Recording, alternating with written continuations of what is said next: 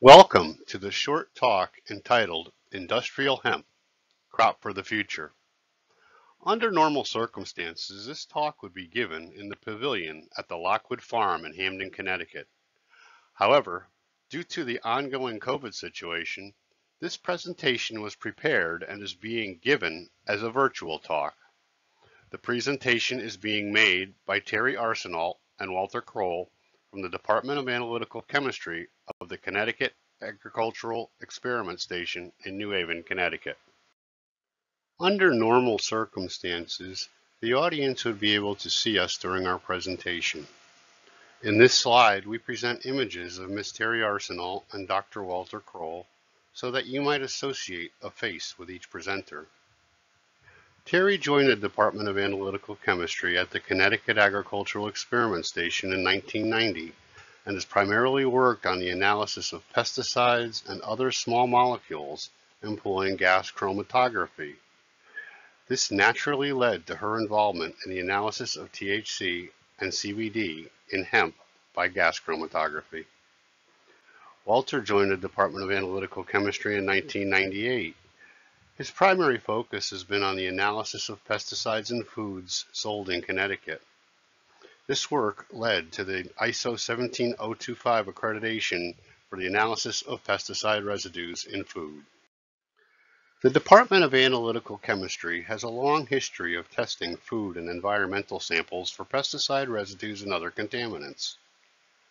The department routinely tests samples for other state agencies, such as the Department of Consumer Protection and the Department of Agriculture. Owing to our history of testing, we were accepted into the Food Emergency Response Network as a primary lab in 2005. In 2011, Congress passed the Food Safety Modernization Act, which required that state labs performing regulatory work be accredited. Funding for our accreditation was received through our association with the Food Emergency Response Network, for whom we must provide quality data. For those unfamiliar with accreditation, it may be defined as a rigorous assessment conducted by an independent science-based organization that ensures capability and competency of the lab. The Department of Analytical Chemistry is currently accredited for the analysis of pesticide residues, aflatoxins, and heavy metals in food.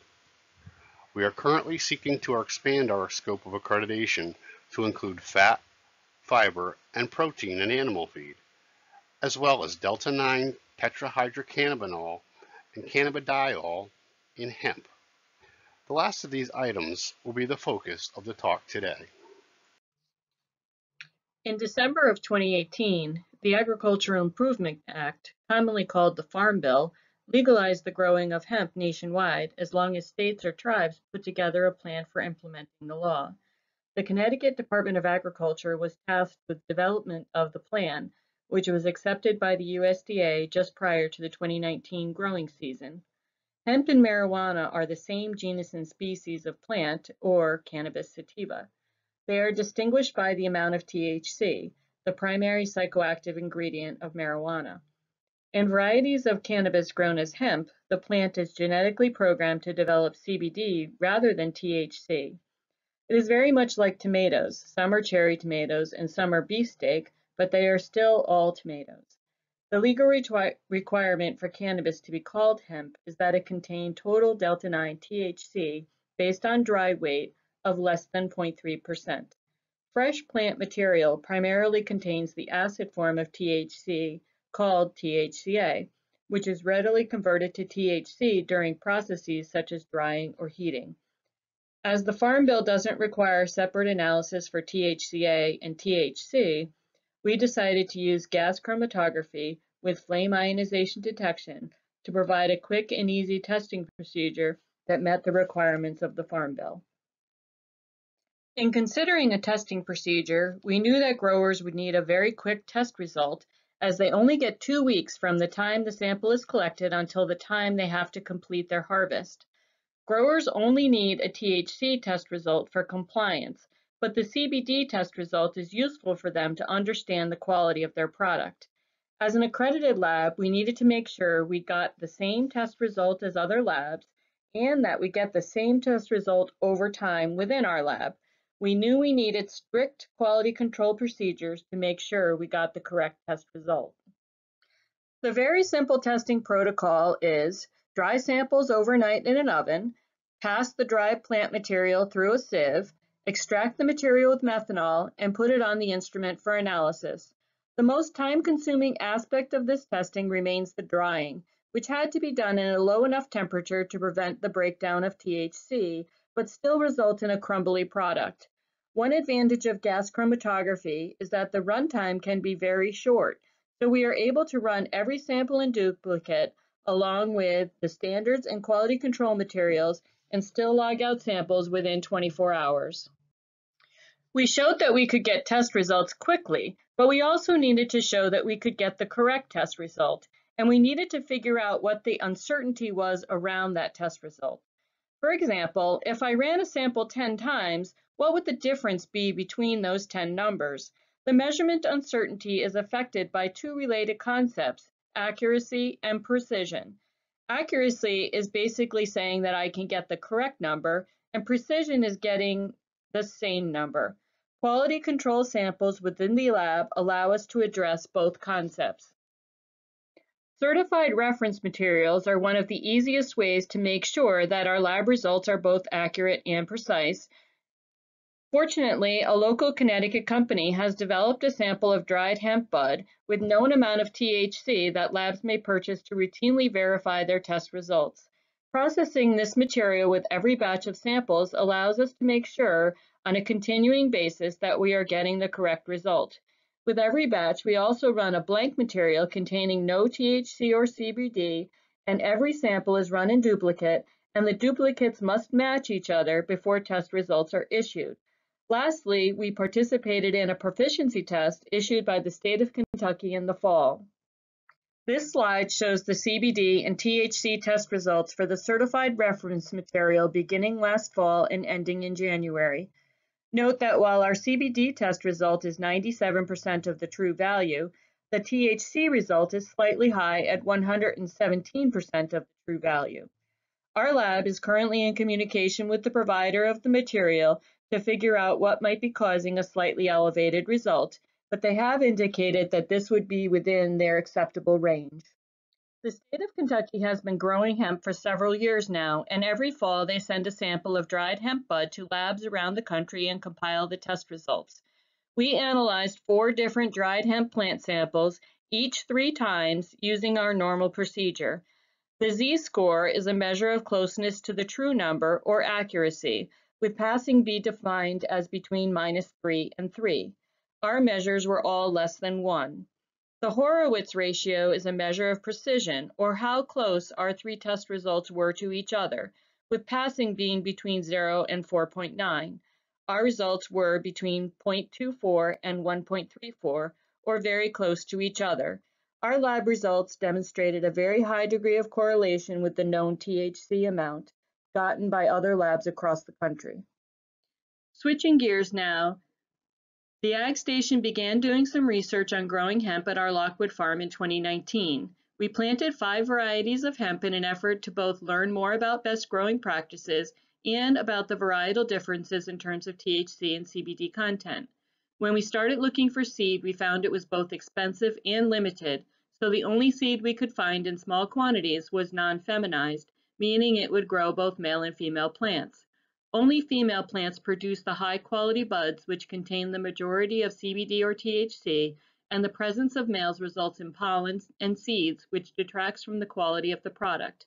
We planted seedlings 2 feet apart with the knowledge that we would be trimming out half the plants or so, and we used black plastic to control the weeds. So this is about a week after planting. We had basically 5 rows with about 100 plants in each row. Some plants showed evidence of disease, and I was told it was most likely a root rot that occurred prior to planting. However, overall, the plants looked really great. So now began the guessing game of what a male plant looks like and when they can be identified for culling. The buds develop near the intersection of the stem and the leaves, and I was told males and females can be distinguished as soon as the buds emerge. Sadly, I found that I could not readily distinguish between males and females very early, and it turns out that the buds develop from practically nothing to fully mature very quickly. There was some insect damage to the plants, particularly from corn borer. For your information, the native bees absolutely loved the male plants, which contained copious amounts of pollen, none of which benefited our hemp plot, but the field was literally buzzing with bees. Here's a picture from September, and you can see that some of the plants are starting to turn yellow. By the beginning of October, you can see that the leaves are starting to die back. The biggest lesson we learned is that trimming out male plants requires a lot of diligence. The young Sim 10 variety started maturing at the end of July and continued for about 3 weeks. The other varieties started maturing around the second week of August and also continued for about 3 weeks. Research had suggested that maturation of buds was due to the length of day, and while generally true, it is also true that not all buds developed within the varieties matured at the same time.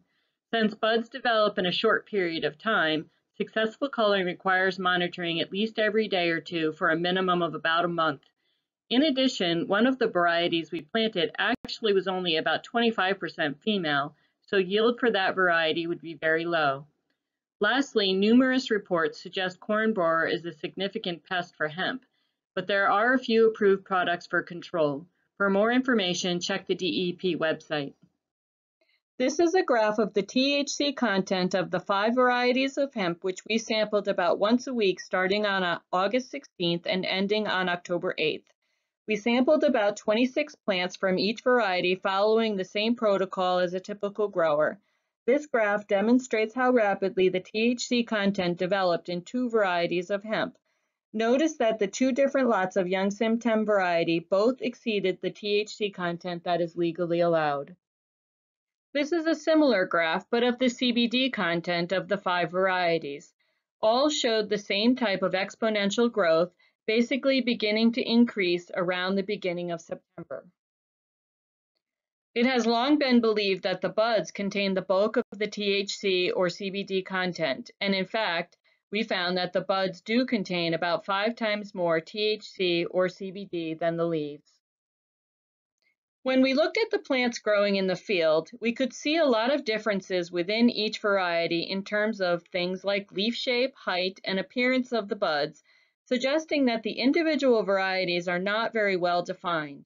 We tested 10 individual plants, 8 of the young Sim variety, and 1 from the Cherry 308, and 1 from the Z1 variety, and surprisingly, or maybe not surprisingly, we found that while 6 of the young Sim plants met the legal definition of hemp, 2 of the plants clearly exceeded the legal limit of 0.3% THC.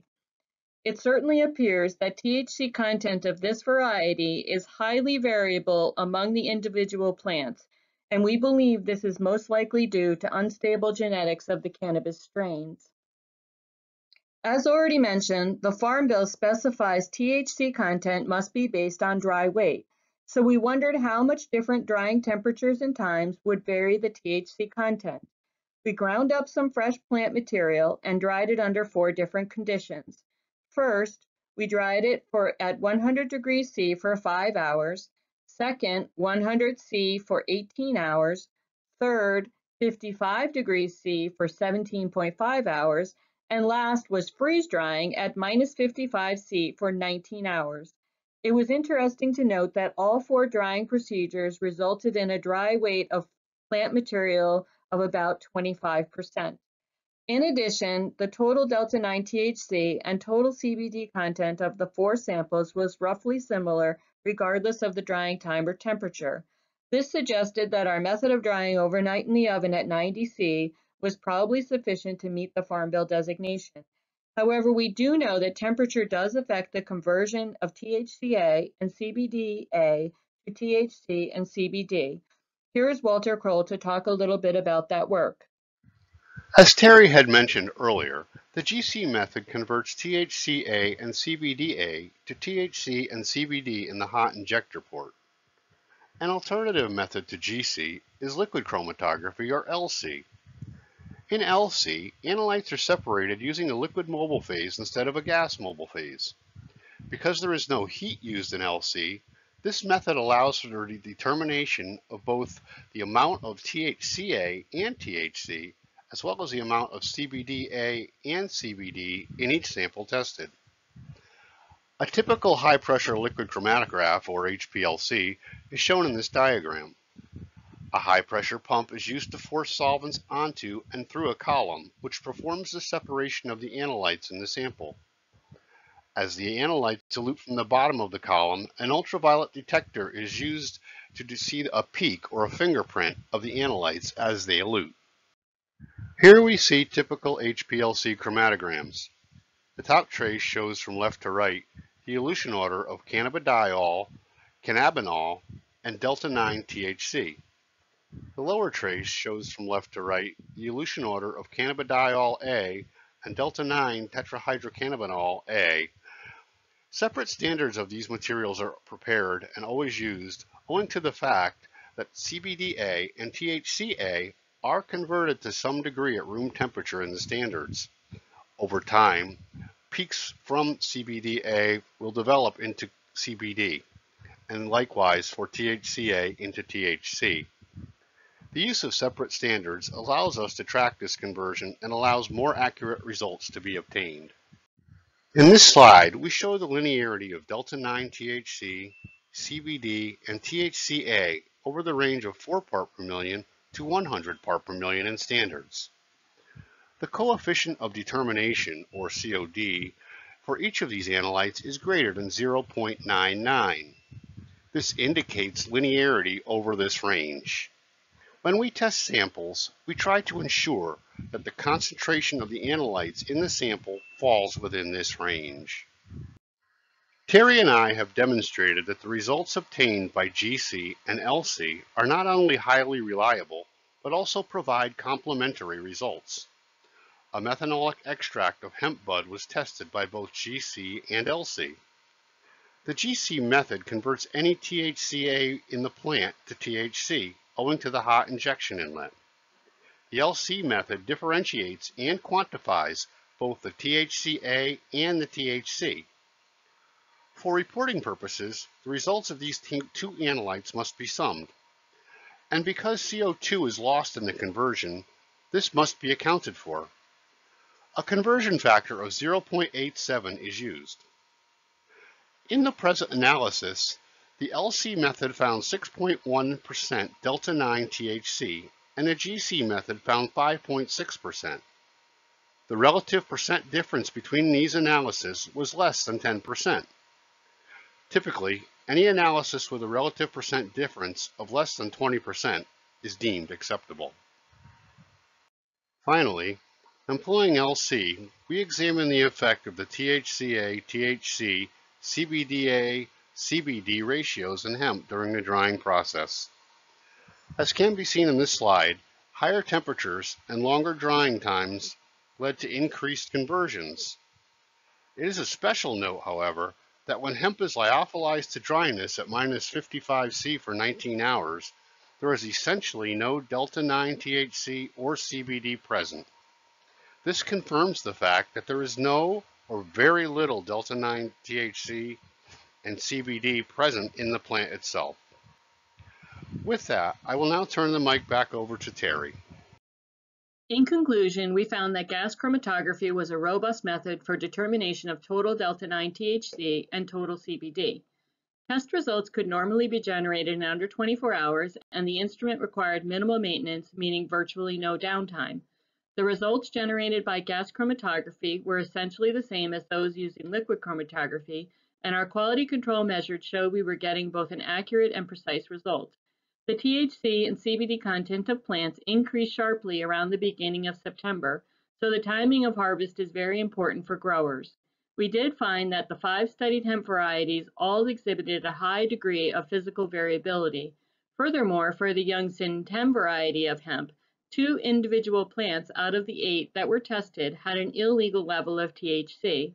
In fact, the overall average amount of THC in the young Sim 10 varieties was about 1%, which exceeded the legal limit of 0.3%. Also, I would like to mention that the Farm Bill specifies that THC content be based on dry weight, but doesn't specify how dry is dry enough. This means it is possible that different labs will have somewhat different test results when given fresh plant material. If anyone is interested in further discussion of dry weight and moisture content, please contact me directly. For the 2020 growing season, we are planting 7 varieties of hemp in a similar manner to last year. This year, we were lucky enough to find feminized seed in small quantities. It was planted in the greenhouse in mid-May, and the seedlings were ready to go on June 25th, just as the weather finally began to warm up. We planted the seedlings 4 feet apart because the plants really could use the extra space, and we were not expecting to trim out any males. The black plastic was laid out and a 4-foot stick was used to measure between the plants. We do know that males are still apt to develop, and we will be keeping a close eye on them. Walt and I would like to thank staff at the experiment station for assisting in this project, particularly Dr. Jason White for supporting the work, Rich Ciccarelli for doing most of the field work, Mike A. for getting sticky in the field, Kitty for helping in the lab with sample preparation and technical guidance. Lastly, all the other members of AC for their continued support and technical expertise. If you have any questions, please feel free to contact us during the scheduled question and answer session, or both Walt and I can be reached by phone or email. Thank you for your interest in our project today.